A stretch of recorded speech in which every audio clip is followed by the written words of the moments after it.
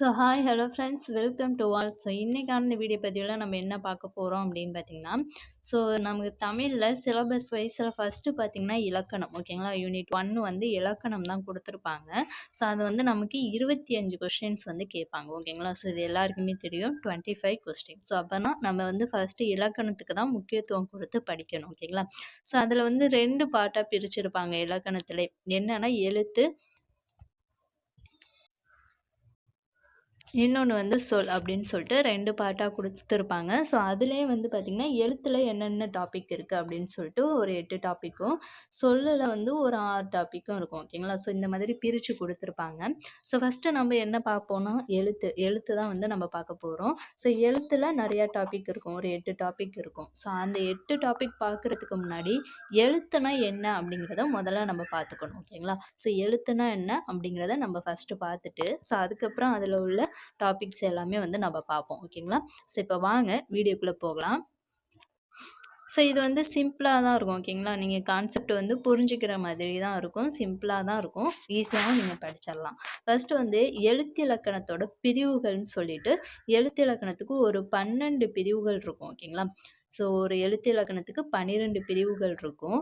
அது என்ன அப்படின்னா எண், பெயர், முறை, பிறப்பு, உருவம், அதெல்லாம் வடிவம் அப்படின்னு சொல்லுவோம். மாத்திரை அப்படிங்கிறது அளவு குறிக்கும். முதல், ஈறு, இடைநிலை, போலி, பதம், புணர்ப்பு என 12 பிரிவுகள் வந்து தமிழ் எழுத்து இலக்கணம் வந்து கொண்டுள்ளது, ஓகேங்களா. இது நன்னூலில் வந்து எப்படி கொடுத்துருப்பாங்க அப்படின்னு பார்த்தீங்கன்னா, எண், பெயர், முறை, பிறப்பு, உருவம், மாத்திரை, முதல் ஈறு, இடைநிலை, போலி என்றா பதம்புணர்ப்பு என பன்னீரு பாற்ற அதுவே அப்படின்னு சொல்லிட்டு நன்னூலில் வந்து ஒரு வரிகள் வந்து கொடுத்துருப்பாங்க. இதை வந்து நோட் பண்ணிக்கோங்க, கேட்குறதுக்கு வாய்ப்பு இருக்குது, ஓகேங்களா. எழுத்து இலக்கணம் பார்த்திங்கன்னா ஒரு 12 பிரிவுகளை கொண்டு இருக்குது. அது என்னென்ன பிரிவுகள் அப்படிங்கிறத எல்லாரும் வந்து பார்த்துக்கோங்க, ஓகேங்களா. இவற்றில் எண்ணிலேருந்து போலி வரைக்கும் பார்த்திங்கன்னா போலி வரை உள்ள 10 பிரிவுகளை வந்து அகத்திலக்கணம் அப்படின்னு சொல்கிறாங்க. பதம், புணர்ப்பு ஆகிய இரண்டும் பார்த்திங்கன்னா எழுத்தோட புறத்திலக்கணம் அப்படின்னு அழைக்கப்படுது, ஓகேங்களா. எண்ணிலேருந்து போலி வரைக்கும் வந்து அந்த உள்ள 10 பிரிவுகளும் அகத்திலக்கணமாகும். பதம், புணர்வு இது ரெண்டும் பார்த்திங்கன்னா புறத்திலக்கணம் ஆகும், ஓகேங்களா. இதையும் நோட் பண்ணிக்கோங்க. இதுதான் பார்த்தீங்கன்னா எழுத்து இலக்கணத்தோட பிரிவுகள், ஓகேங்களா. நெக்ஸ்ட் வந்து தமிழ் எழுத்துக்கள். தமிழ் எழுத்துக்களை பற்றி பார்க்கலாம். எழுத்து, சொல், சொற்றொடர் என 3 மொழியின் அடிப்படை உறுப்புகள் ஆகும், ஓகேங்களா. எழுத்து, சொல், சொற்றொடர் இந்த 3ம் பார்த்தீங்கன்னா மொழியோட அடிப்படை உறுப்புகள் ஆகும். அப்படிங்கிறது எழுத்து. இதே வந்து அன்பு அப்படின்னா அது வந்து ஒரு சொல்லா மாறுது, ஓகேங்களா. அன்புங்கிறது ஒரு சொல்லா மாறுது. இதே அன்பே தெய்வம் அப்படிங்கிறது வந்து ஒரு சொற்றொடரா மாறுது, ஓகேங்களா. இப்போ ஆனா அது வந்து ஒரே ஒரு எழுத்தை மட்டும்தான் குறிக்கும். இப்போ அன்பு அப்படிங்கிறது போது அது ஒரு வந்து சொல்லா வந்து மாறுது, ஓகேங்களா. இதே அன்பே தெய்வம் அப்படின்னு வரும்போது அது என்னவாகுது, ஒரு சொற்றொடரா மாறுது, ஓகேங்களா. இப்போ சொல் இதோட மொழி, பதம், கிளவி, வார்த்தை என அழைக்கப்படுகிறது. சொல் எப்படின்னு பார்த்தீங்கன்னா இது வந்து மொழி, பதம், கிளவி, வார்த்தை எனவும், சொற்றொடரை வந்து வாக்கியம் அப்படின்னு வந்து சொல்லுவாங்க, ஓகேங்களா. இப்போ எல்லா எழுத்துக்களுக்கும் அடிப்படையானது எதுனா ஒலி தான், ஓகேங்களா. எல்லா எழுத்துக்களுக்கும் அடிப்படையானது ஒலி, ஓகேங்களா. இது வரைக்கும் வந்து பார்த்துருப்பீங்க. இது வரைக்கும் நம்ம பார்த்தது என்ன அப்படின்னு பார்த்தீங்கன்னா அடிப்படை, ஓகேங்களா. அடிப்படை ப்ளஸ் வந்து ஆனா என்ன, அது வந்து ஒரு எழுத்தை குறிக்கும். அன்புங்கிறது வந்து சொல், அன்பே தெய்வம் அப்படிங்கிறது ஒரு சொற்றொடரா மாறும் அப்படின்னு சொல்லிட்டு அதை பார்த்தோம். நெக்ஸ்ட் வந்து தமிழின் முதல் எழுத்து. இது வந்து அ அப்படிங்கிறது எல்லாருக்கும் தெரியும். இந்த ஆ என்னும் எழுத்தோ முதுகுக்கு பின்னால், இந்த ஆ இருக்கு இல்லையா, அதுக்கு முதுகுக்கு பின்னால் வந்து ஒரு கோடு மாதிரி இருக்கு இல்லையா. இதுதான் வந்து இது வந்து எதை குறிக்கும் அப்படின்னு பார்த்தீங்கன்னா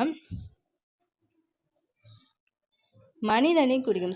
ஆங்கிறது வந்து மனிதனை குறிக்கும். இந்த கோடு பார்த்திங்கன்னா பழங்காலத்தில் வேட்டையாடுவதற்கு மனிதன் முதுகில் சுமந்த அம்புக்கூட்டு இருக்கு இல்லையா.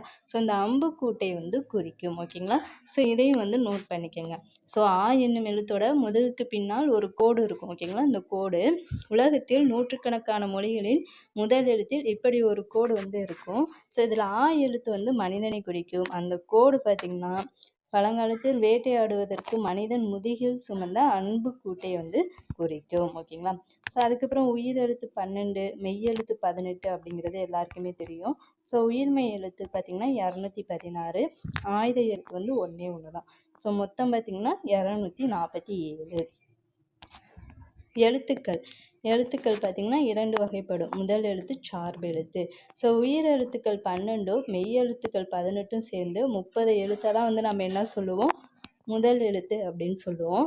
ஸோ இதுதான் வந்து தமிழ் மொழியின் பிற எழுத்துக்கள் தோன்றுவதற்கு வந்து காரணமாக இருக்குது. ஸோ முதல் எழுத்துக்களை சார்ந்து தோன்றும் எழுத்துக்கள் தான் வந்து சார்பு எழுத்துக்கள் ஆகும். ஸோ இது பார்த்தீங்கன்னா உயிரும் உடம்புமா 30 முதலே அப்படின்னு சொல்லிட்டு நன்னூலில் வந்து ஒரு வரிகள் வந்து கொடுத்துருப்பாங்க. ஸோ இந்த பாயிண்ட்ஸையும் வந்து நோட் பண்ணிக்கோங்க. ஸோ இதுதாங்க எழுத்தை பற்றின ஒரு டீட்டெயில். ஓகேங்களா. ஸோ எழுத்தை பற்றின கான்செப்ட் இதுதான். ஸோ இதை மட்டும் கொஞ்சம் நல்லா பார்த்துக்கோங்க, போதுமானது. ஓகேங்களா. ஸோ இன்னொரு தடவை வந்து ஃபாஸ்ட்டாக ரிவிஷன் பண்ணிடலாம். ஸோ எழுத்து இலக்கணத்தோட பிரிவுகள் வந்து 12 பிரிவுகள் இருக்கும். ஸோ அது என்னென்ன அப்படின்னா எண், பெயர், முறை, பிறப்பு, உருவம், மாத்திரை, முதல், ஈறு, இடைநிலை, போலி, பதம், புணர்ப்பு. இந்த 12ம் பார்த்திங்கன்னா தமிழ் எழுத்து இலக்கணத்தை வந்து கொண்டுள்ளது. ஸோ ஓகேங்களா. ஸோ இவற்றில் வந்து எண் முதல் போலி வரை வந்து எழுத்தோட அகத்திலக்கணம் அப்படின்னு சொல்கிறாங்க. பதம், புணர்ப்பு பார்த்திங்கன்னா புறத்திலக்கணம் அப்படின்னு இருக்கும். ஓகேங்களா. ஸோ எழுத்தோட அகத்திலக்கணம் வந்து 10 பிரிவுகள் இருக்கும். அது என்னென்னா எண்ணிலேருந்து போலி வரைக்கும் உள்ள 10 பிரிவுகளும் எழுத்தோட அகத்திலக்கணம், பதம், புணர்ப்பு இந்த இரண்டு எழுத்தும் பார்த்திங்கன்னா புறத்திலக்கணம் ஆகும். ஸோ நெக்ஸ்ட்டு தமிழ் எழுத்துக்கள். இது அடிப்படை பார்த்திங்கன்னா எழுத்து, சொல், சொற்றொடர் இன்னும் அப்படிங்கிற ஒரு 3 அடிப்படை உறுப்புகள் வந்து இருக்குது. ஸோ இதில் வந்து எழுத்தை குறிக்கும், அன்புங்கிறது சொல், இதே வந்து அன்பே தெய்வம் அப்படின்னா ஒரு சொற்றொடராக மாறும். சொல் என்பதனை மொழி, பதம், கிளவி, வார்த்தை அப்படின்னு அழைக்கலாம். சொற்றொடரை வந்து வாக்கியம் அப்படின்னு அழைக்கலாம். ஸோ எல்லா எழுத்துக்கும் அடிப்படையானது எதுனா ஒளி தான்.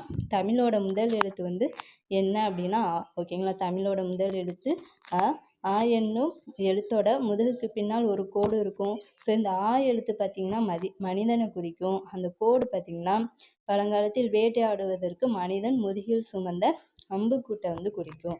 ஸோ அதுக்கப்புறம் உயிரெழுத்து 12, மெய்யெழுத்து 18, உயிர்மெய் எழுத்து 216, ஆயுத எழுத்துனா 1, மொத்தம் வந்து 247 எழுத்துக்கள் இருக்குது. ஸோ எழுத்துக்கள் வந்து 2 வகைப்படும். முதல் எழுத்து சார்பு எழுத்து. உயிரெழுத்துக்கள் 2 மெய்யெழுத்துக்கள் 18 சேர்ந்து 30 எழுத்துக்கள் தான் முதல் எழுத்துக்கள் ஆகும். இதுதான் வந்து தமிழ் மொழியின் பிற எழுத்துக்கள் தோன்றுவதற்கு காரணமாக இருக்குது. முதல் எழுத்துக்களை சார்ந்து தோன்றும் எழுத்துக்கள் சார்பு எழுத்துக்கள் ஆகும். ஓகேங்களா. ஸோ இதுதான் வந்து எழுத்துக்கள். ஸோ இதை மட்டும் பார்த்துக்கோங்க. ஓகேங்களா. ஸோ நெக்ஸ்ட் வீடியோவில் எழுத்துக்களில் தொடர்ந்து வர அந்த டாபிக்ஸ் எல்லாமே பார்க்கலாம். ஸோ இந்த வீடியோ உங்களுக்கு யூஸ்ஃபுல்லாக இருந்துச்சுன்னா இந்த வீடியோவுக்கு ஒரு லைக் பண்ணுங்கள், மறக்காமல் நம்ம சேனலை சப்ஸ்கிரைப் பண்ணிக்கோங்க. Thank you to all.